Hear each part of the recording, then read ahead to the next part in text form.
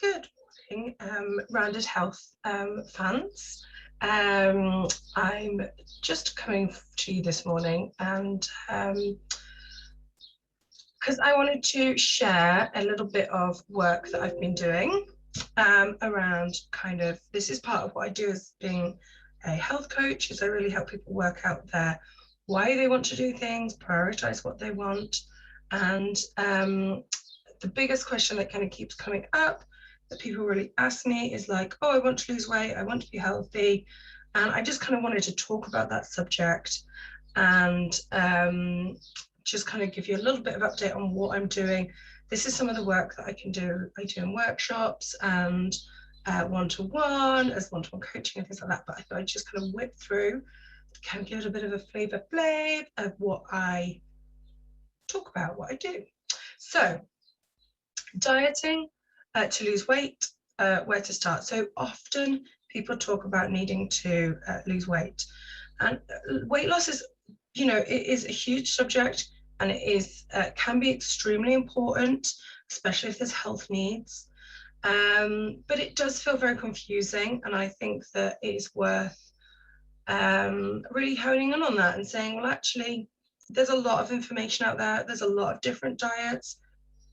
There's a lot of different evidence base, and it can feel a bit confusing. So like this little lady in this picture here, we just want help. We do. And actually seeking help is really important in trying to actually achieve that goal, if the goal is particularly weight loss.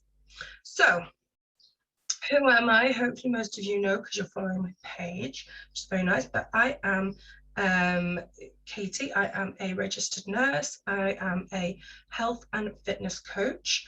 I come with a kind of more holistic, I suppose, or rounded, that's the point of the name, Rounded Health, a bit more of a rounded point of view, trying to keep it real about who people really are, and what life is really like.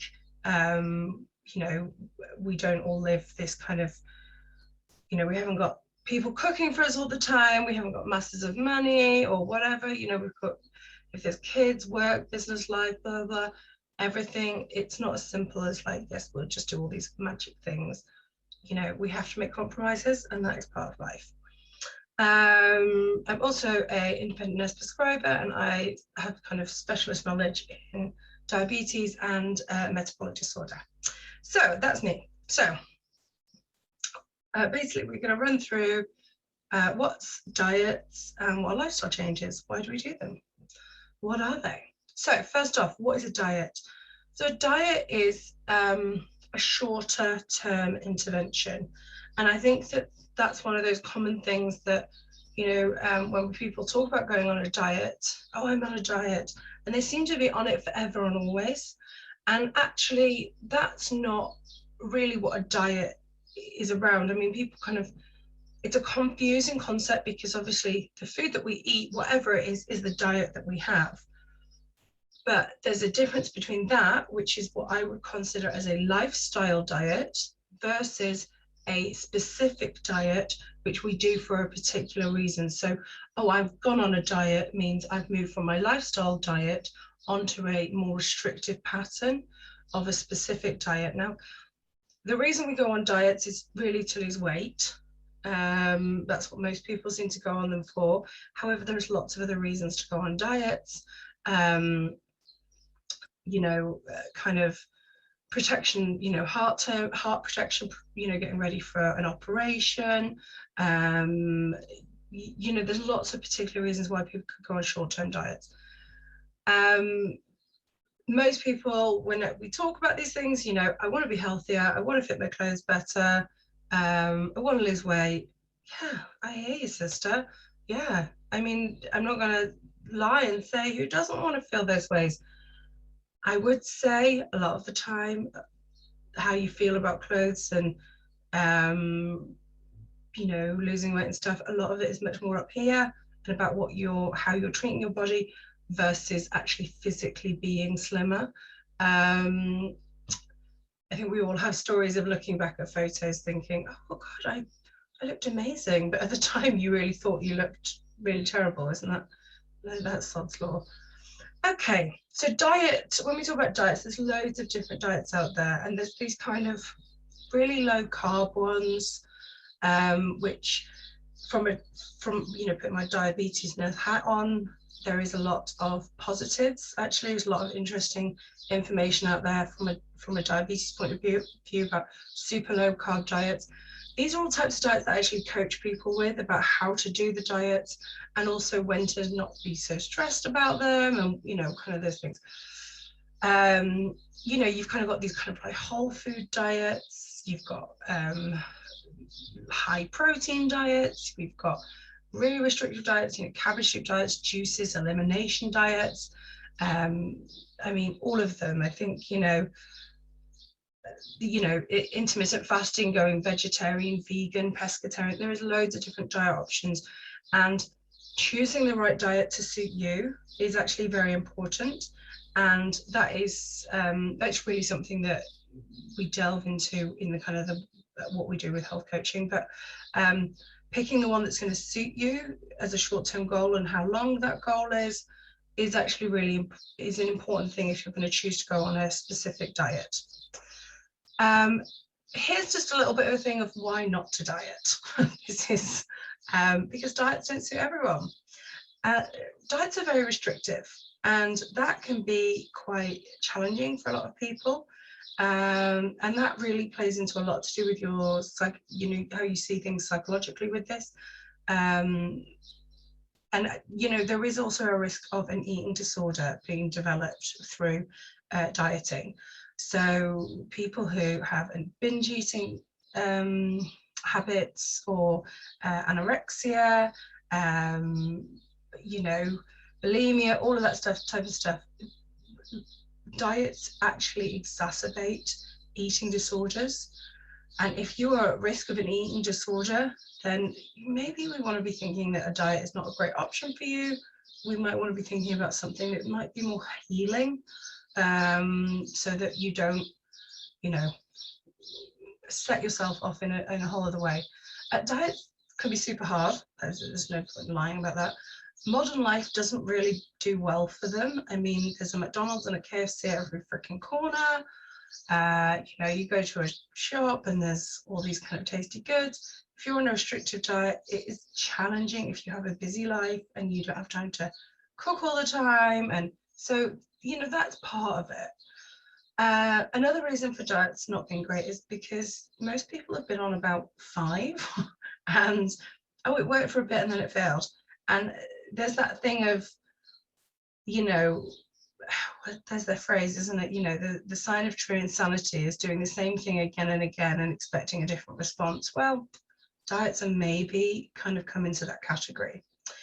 They can be quite expensive if you're, and they can be, there's a bit of social exclusion. You can't just eat whatever you want when you go to a restaurant, or cocktails or whatever else, so there's negatives to diets.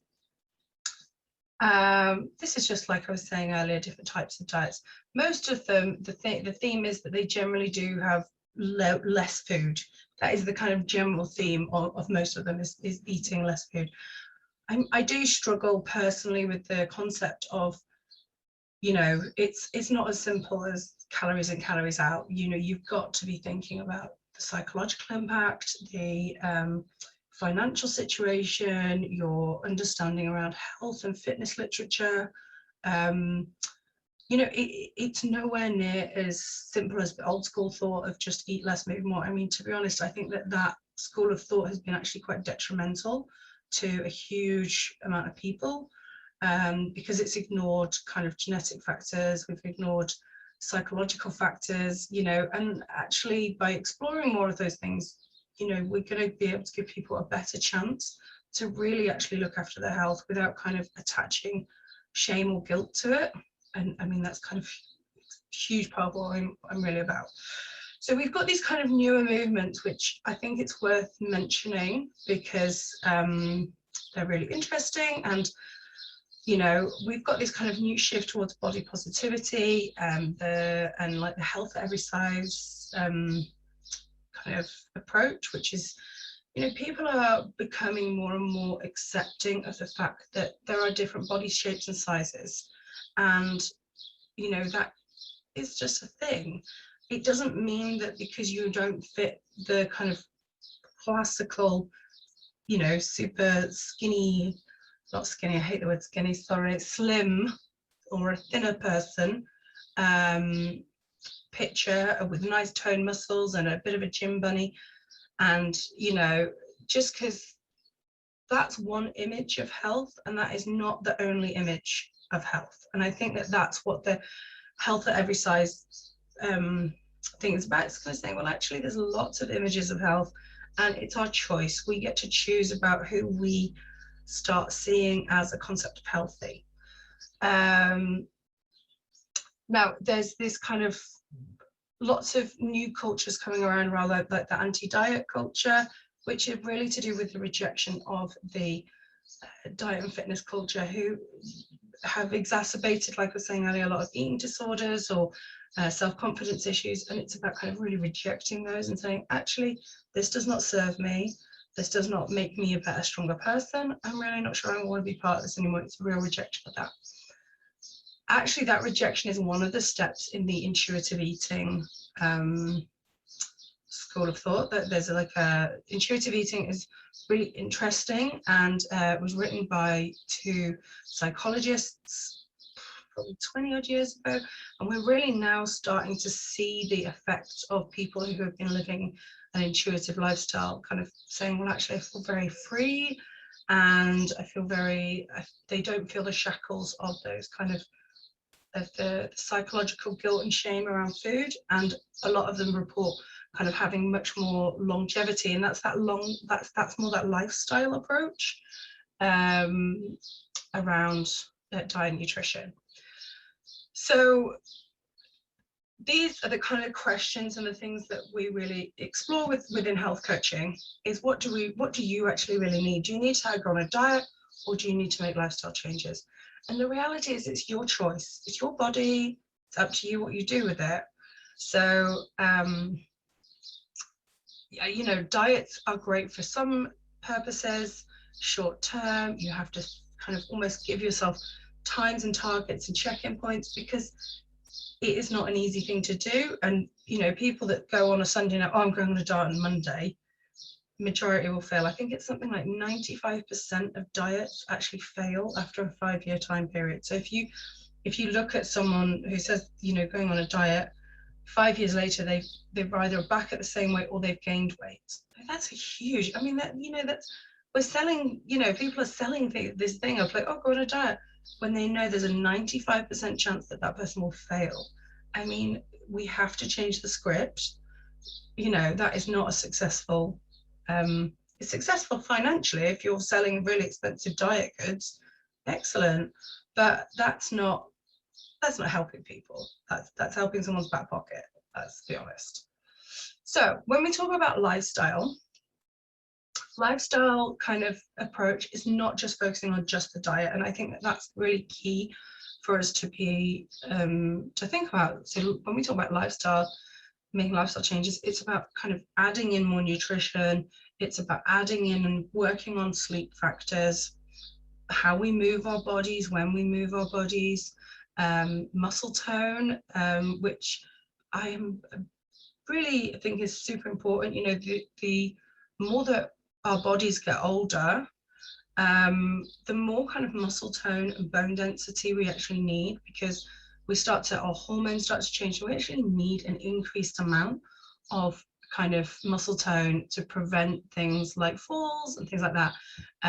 Also, exercise really helps with reducing cardiovascular outcomes and things like that. So there's a lot of evidence base behind that. So yes, I'm quite pro that type of stuff. You know, let's not focus on I don't need to do it because wait, let's do it because actually I want to make sure I don't fall over.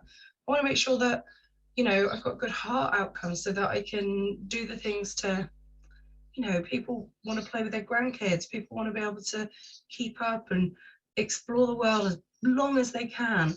And that is kind of more focusing on lifestyle factors rather than a specific diet to kind of restrictively lose weight, which once again, it does have its purposes and it does have its place. But lifestyle is much more about looking at all those little factors. Stress is a huge one, in there, as is hydration. You know, what kind of hydration are you getting into your body? So yes, as I've probably mentioned this a few times, keeping it real, like being realistic. You know, we all kind of want to be, you know, if you asked me 10 years ago and said, oh, how do you want to be? You know, I could easily pluck out of my head like this image of me being, you know, someone that can run and that can, you know, I'm, you know, full of sprightly energy and I've got all of this stuff going on, and I can wear all these amazing clothes, and actually that's actually not really me as a person. I actually love food. I love cooking. I love exercise, but I like exercise to be fun. I like it to be kind of bouncy. I'm quite an energetic person, so I already have quite a lot of energy. It's just about honing it in. And so I think that's what I'm trying to say, is about being realistic to who you are as a person, you know, not trying to achieve an external concept of other people's kind of what we should be. You know, it's being real to yourself. So literally exactly, what is it responsive to you? Does it match with who you are as a person? So your personality, your social life, your family, your health. I mean, that's a big one. Your health, you know, we would all love to say, oh, I don't have any health issues and I'm as sprightly as anything, but a lot of people do have health issues. So therefore, is the lifestyle and the diet that you're choosing, is that responsive and accepting? Is it letting in that issue around the fact that you have those health issues?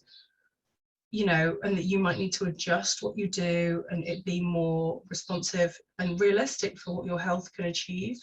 You know, whether that's due to pain issues or mobility issues, whatever it might be, but it's very important. Your core values, enjoyment we've talked about before, but your core values, yeah, really important. You know, what's actually important to you. I mean, to me, it's important that I can move my body. It's important to me that I trust and respect my body. It's important to me that I can eat really nice food when I want to eat really nice food, and I can eat, you know, it's important to me that I want to be able to, if I go to someone's house, I want to be able to say, yes, of course, I'll, you know, you made cake for me, of course I'm going to eat cake. You know, that's important to me. It's not important to everybody. And that's that thing about what is important to you. Okay, these are just some of the things from, because obviously with being a bit of a, being a nurse, I do just like to pick up on a few of these things. Certain health conditions, you do need to consider different diet options. You know, kidney disease, you want a lower salt intake. You know, end stage kidney disease, you really want a really low protein diet. Liver disease, low sugar and avoiding complex fats. Anyway, all of these things, if you are someone that has one of these disorders, there's a lot of evidence based behind why those certain diets are kind of, by picking those certain diets are important to you. Not everyone needs to be on a low carb, high protein, low sugar, high fiber, low sugar, avoid salt diet. No, you know, not everyone needs to be on that. It's very unique to your body composition. And I think that, you know, the world of the diet industry or whatever, you know, if you look at it from an external point of view, you look at it and you think, gosh, I'm meant to be doing all of these. I'm meant to have no fat, no sugar, no anything. And you kind of think, God, I'm not meant to have anything now. Like, what can I eat? But not everybody needs all of those things. And it's all about who your body, what your body's like. Okay, so this is just like literally a crossover, just to show on here that there's a, you know, most diets and most things like that, they all have certain things in common, and I think that that's really worth noticing.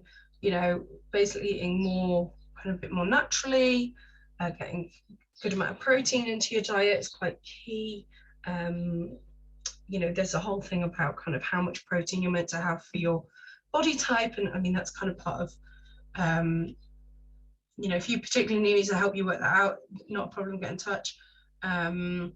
you know, adding more vegetables, getting more nutritious food in that. I mean, I can't emphasize enough the importance of just adding nutrients to your diet, you know, going from, you know, eating things that are, say, more processed to something that is a bit more nutritious makes a huge difference.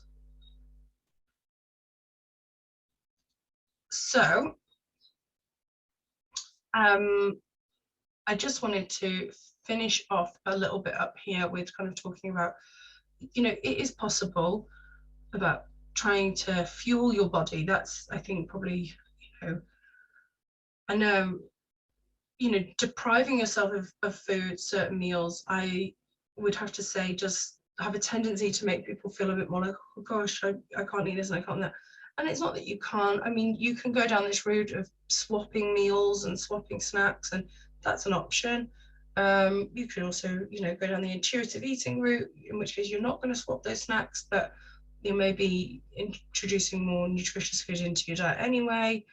I do actually quite enjoy learning how to cook things. So I enjoy learning how to cook, say, a fish and chips in a slightly more nutritious way. The same for things like burgers and kebabs and, you know, salads and stuff. I actually like learning. When I was, you know, it was a revelation really when I started kind of going, actually, salads don't just need to be lettuce and cucumber and tomatoes. You can kind of add in, you know, meats and cheeses and, you know, nuts. I mean, like, you know, do really beautiful ones with blue cheese in the sauces and all sorts of things. It's absolutely stunning, but you're still actually having a very nutritious meal.